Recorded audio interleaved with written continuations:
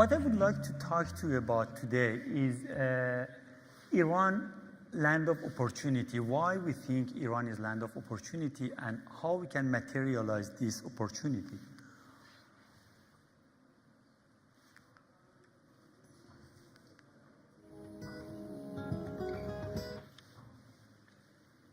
According to many people who know Iran, Iran is the largest unconquered market, internet market in the world. I will explain why that's so.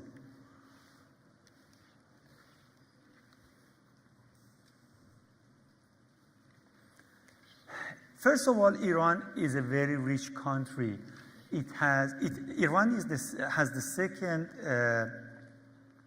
discovered oil reserves after Saudi Arabia, and it has the second largest gas reservoirs after Russia, according to BMI. And in the Middle East, as you can see, which has the most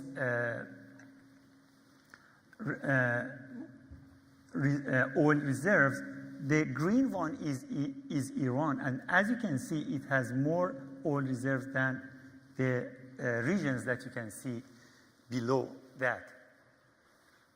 According to IMF, Iran's GDP is 1.3 trillion, which ranks Iran as the 18th in the whole world. So it is a rich country, which means some people look at it as misery.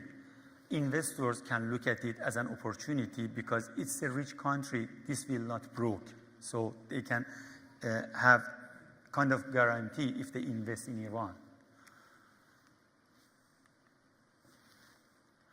This is the population pyramid of Iran. There is a website that dynamically creates that. So I made this slide, and then I calculated the number of people who are between 20 to 40 years old. 40% of Iran's population, which is about 80 million, are between 20 to 40. These are the most appropriate in terms of age to be involved in startup activity. These are baby boomers who were given birth after revolution and during war. So now they are in this age, and wherever they go, they make strategic changes in that region. Now they are in this region between 20 and 40, and you saw many of them yesterday, and they are really fantastic, and they are the best resource that we have in Iran to go with knowledge-based industry.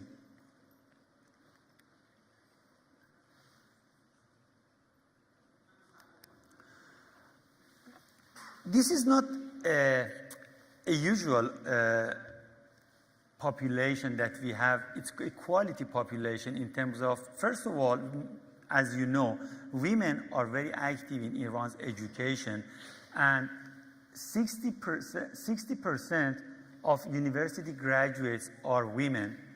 And other than that, they are very well educated. We have 40% of our students studied in engineering, which is very useful in the area of knowledge-based industry.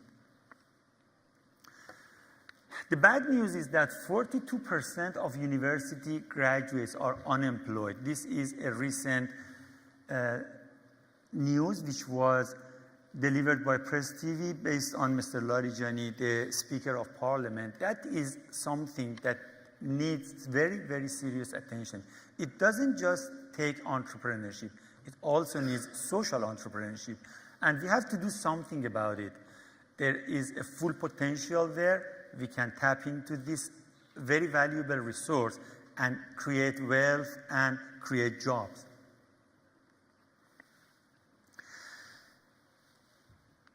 In Iran, the situation has changed very drastically since the past 2.5 years. Most of the top management of the country, now they know what they want to do. If I don't say all of them, I can tell most of them know what they want to do. They want to kind of replace oil with this knowledge-based industry. They do not want to tap into underground resources. They want to tap into underground resources, which is our talented human resource. Iran is known, according to BMI 2015 report, when it does a SWOT analysis of Iran, if you read the report, it's available on the internet. According to that report, Iran is one of the best countries in terms of entrepreneurship. Iran has very good entrepreneurship. You saw many of them yesterday, but this is not just this sample.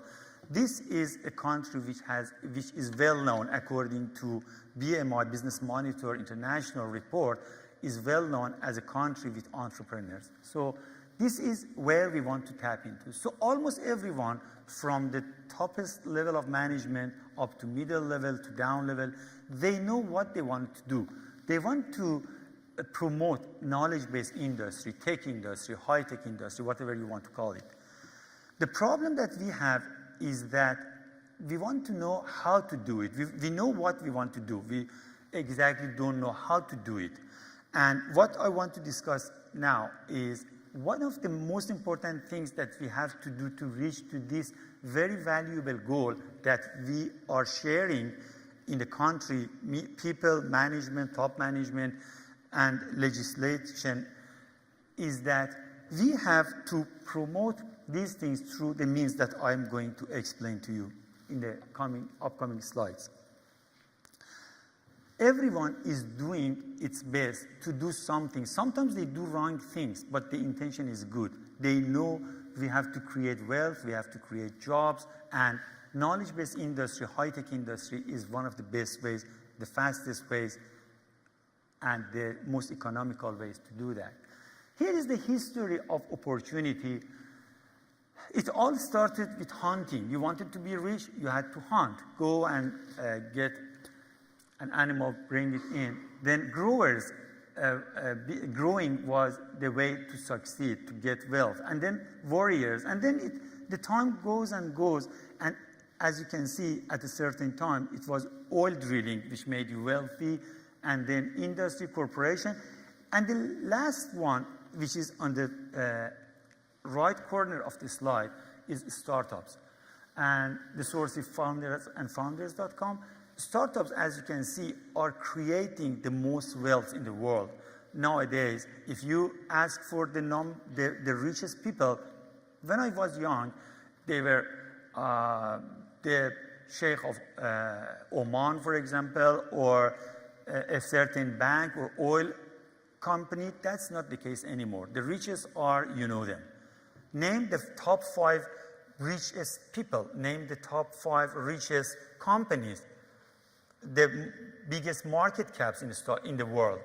Most of them are these 10 years or 20 years ago startups who started from their garage or parking. So this is the way wealth is being created these days, in this decade.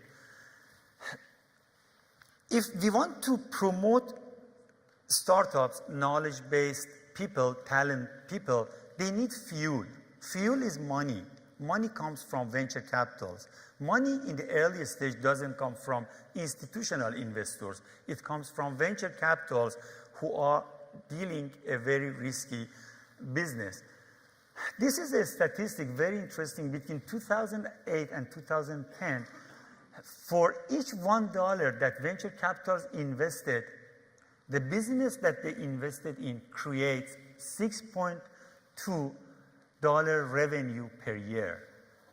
And less than 0.2% of US GDP has been invested by venture capitalists, whereas 21% of US GDP is created by these former startups, now big companies. Again, let me repeat. Less than 0.2% of US GDP is invested by venture capitalists, and this resulted 21% of US GDP revenue by the companies which have been invested by these venture capitalists. There is also another very interesting statistic here, and this is the main focus of venture capitalists. Information technology, this report is a very recent report by PricewaterhouseCoopers. I downloaded it from the internet, and extracted the numbers, created this graph for you. Last year, $48 billion has been invested by venture capital in the US.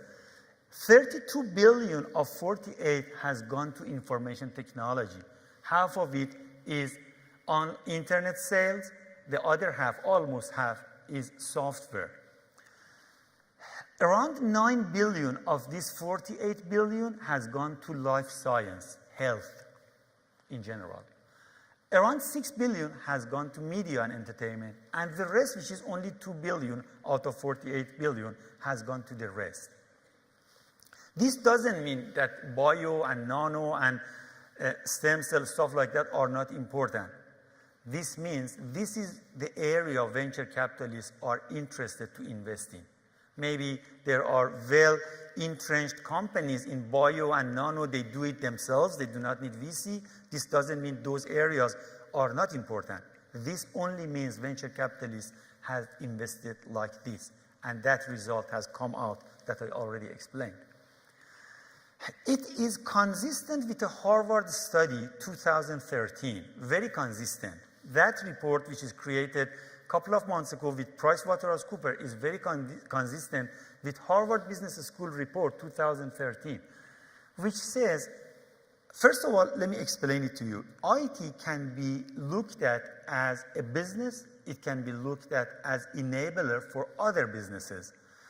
For example, insurance companies, banks, airlines. Can you imagine an airline without IT? Can you imagine a bank or insurance company, service company without IT? You cannot imagine that. So 20% of GDP growth is attributed to ICT as a business. 70% are industries that IT takes a role as enabler in those industries. Altogether, 90% of total GDP growth is attributed to ICT, either directly or indirectly. So this is why IT is so talked about in this conference, anywhere else. 70% of these kind of services are enabled by IT, and 20% is IT as business itself. Let's see what's happening in Iran. This graph, I have been following this graph and presenting it in the past 10 years, and the last part of that, which is the past 2 years, is very interesting. Iran bandwidth has gone up and down because of so many different reasons. In the past 2 years, that government has shown interest towards internet and flow of information with the rest of the world. As you can see, the amount of internet bandwidth has grown 3 times. It started when Rouhani government took charge. It was 70 gigabit per second. Now it's 200 gigabit per second, which is a very important thing because in virtual space, bandwidth is like oxygen. You cannot live without it. So the infrastructure is going to support what we want to do. For example, Ms. Elahian called me the day before I was coming to Germany and told me 6 of startups have been denied visa by German embassy, and they want to take part in this event. And I told her, that's fine, we can help them. We invited them during Friday, which was yesterday, 6 startups which were denied visa. They sat in our data center in Afranet, and they had live broadcast right in this hall. And the interesting thing is that one of them, Taxi Moda, was among the winners. So it shows how opportunity can be created when we have visa barriers, travel barriers, all sorts of different barriers, and how internet can bridge the gap between what we have there and the potentials that can be materialized here and in the rest of the world. So bandwidth is a very important element. If we didn't have good bandwidth, we couldn't support them, as simple as that. This is Iran internet compared to the region, other countries in the Middle East. You can see UAE, it's almost an advanced country right now. Syria, Israel, and you can see how many the number of people, how many people have access to the internet. This is another very important potential that we have. We have 46 million people having access to the internet, not just from home. During the past decade, one of the worst things that happened was that although we are very good in internet, we are very good in cell phone and telephone, Iran has been and still is a very good country in terms of these landline, fixed telephone and mobile phone and internet. As you can see, we are good. We lost the opportunity to be good in mobile broadband. We call it MBB.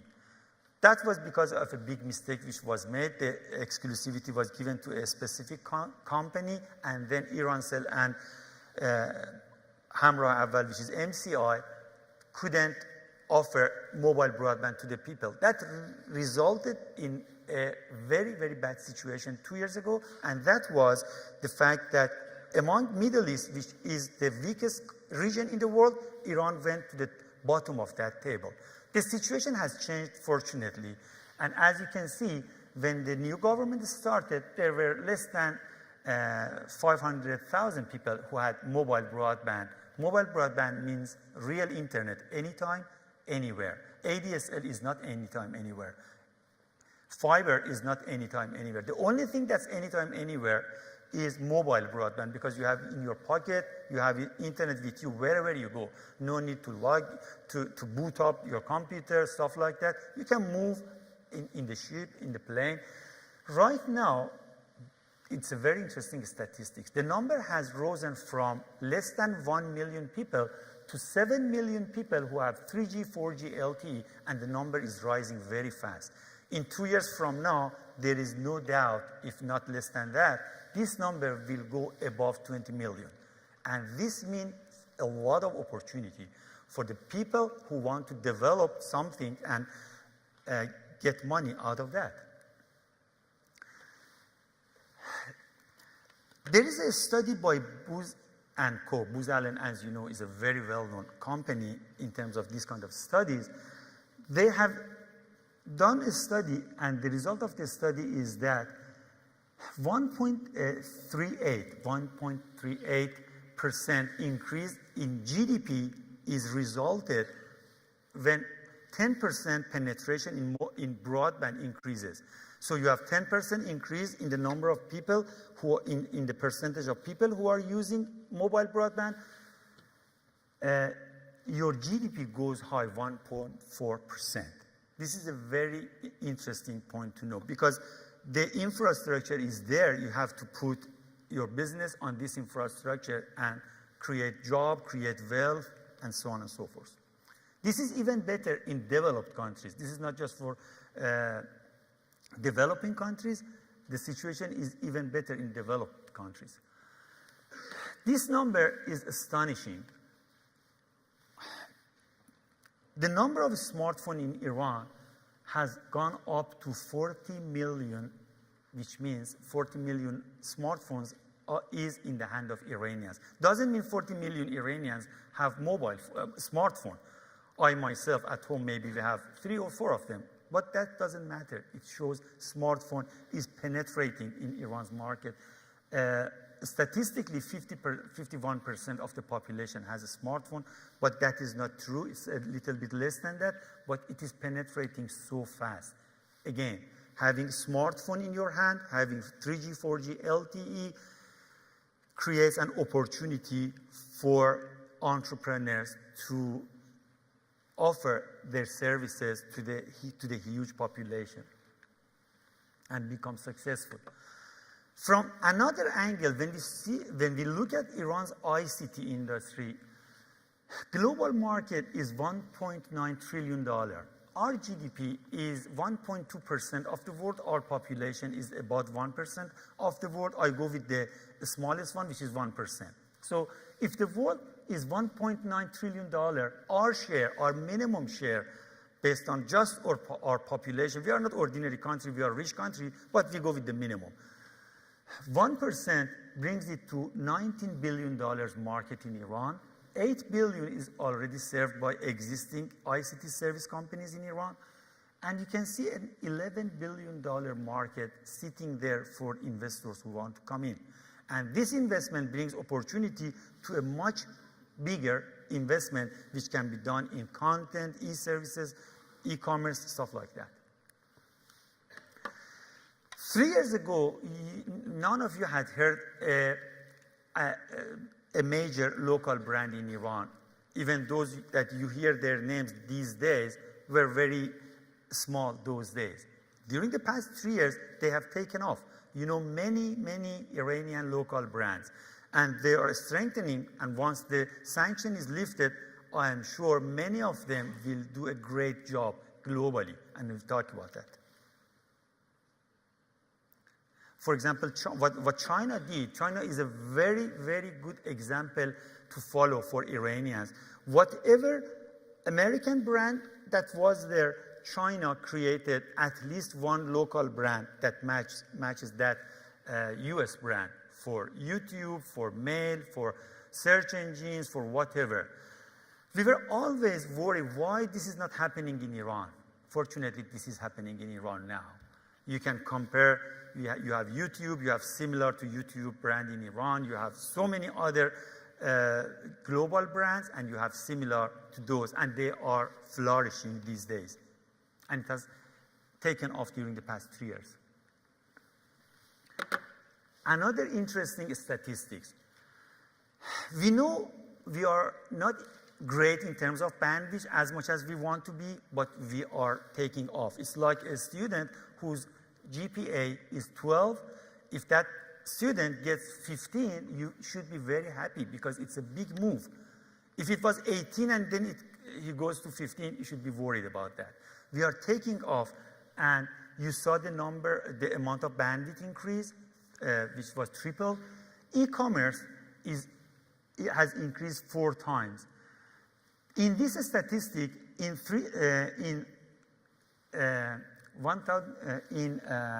last year we had $6 billion. 2 years ago, last year we had $22 billion of e-commerce. The interesting point is that stock trading, which was about $6 billion last year, is not included.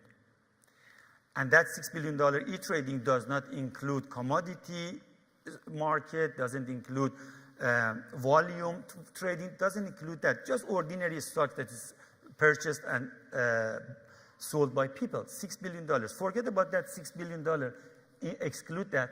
We have had $22 billion e-commerce.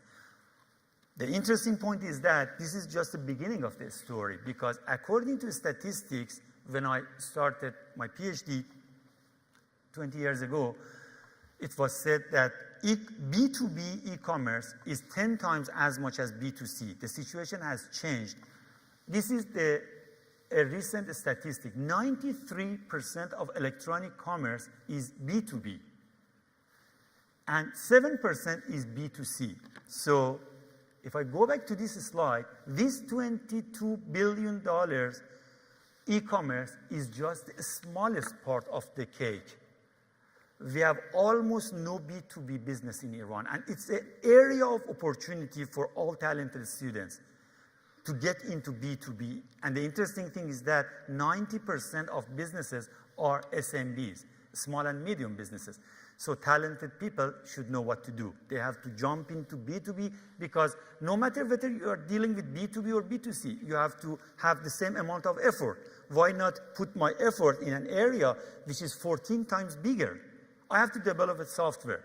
Why shouldn't I develop it for a much bigger market? And especially SMB, which has 99% of, which is 99% of the whole companies. And currently, B2B is the largest untapped internet market in Iran. None of the businesses that you hear about are B2B. It is a forgotten part of the business, although it has such a huge potential. Regardless of whether the talented people go to B2B or B2C, they are talented people technically. We need to teach them. They need to be taught how to do it, how to start from your garage or from your parking, or what I started after from my own underground 17 years ago when I came back to Iran. This has been the case all over the world, you know that, because entrepreneurs normally do not have enough money to buy or rent a big place to start their activities. So they do not know how to grow.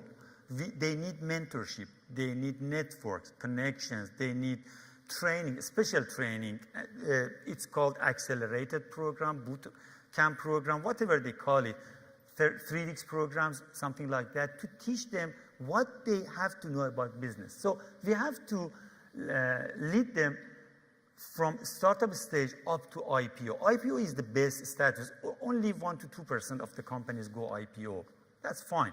It can be merger, it can be acquisition, or you may want to stick to your own company. It doesn't matter. Although not many companies live with their company for the rest of their life, either they sell it or merger or acquisition or IPO. IPO is the best one, is the most successful one, and not every company can reach to this stage.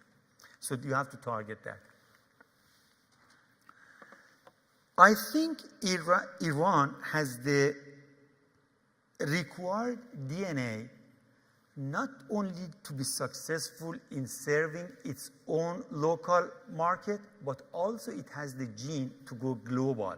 I don't see why, if Alibaba can go global, Iranians cannot. I'm sure it can happen. I'm sure it will happen. It takes some political problems to be resolved, which we are hoping to be resolved. So we are not just looking into local market. We have to look into global market and to be successful in that area as well. But it takes some time. We have to be patient, and it will happen. No doubt about that.